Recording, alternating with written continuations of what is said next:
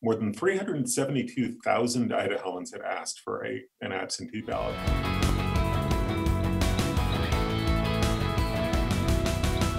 How have voters responded, and how has the state sort of navigated that sudden change to vote by mail? Tuesday was the deadline for voters to ask for an absentee ballot. More than 372,000 Idahoans had asked for an absentee ballot. That translates to about a 42% voter turnout. That doesn't sound great, perhaps, but that would be a record turnout for a primary election. If everybody turned in their ballot, that would be more than 100,000 additional votes cast in this year's primary than what we saw 2 years ago. That's really stunning, not just because you're making this switch to a vote by mail format, but you're doing it in an election year where, quite frankly, there aren't that many high profile races on the ballots. There's just been a lot of buzz about people wanting to make their voice heard, or at least ask for a ballot to give themselves the option of getting their voice heard. It's been really surprising. Obviously, it's not a very Democratic state at all. The control of the legislature isn't about Democrat versus Republican usually,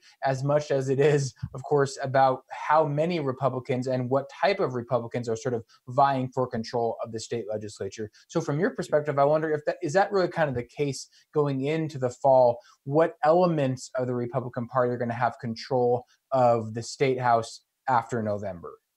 I think you said it there where you said what kind of Republican gets elected. There are between 12 and 15 legislative races that I'm going to watch very closely when we get the results on June 2nd, because those 12 to 15 races can really shift the balance of power within the Republican Party. And right now it's a fairly tenuous balance, especially in the House, between more moderate, more mainstream Republicans who closely align with Governor Little, versus the more hardline conservative Republicans in that House, who have been fairly vocal these past few weeks about the governor and about the governor's response to the coronavirus. And who gets that balance of power?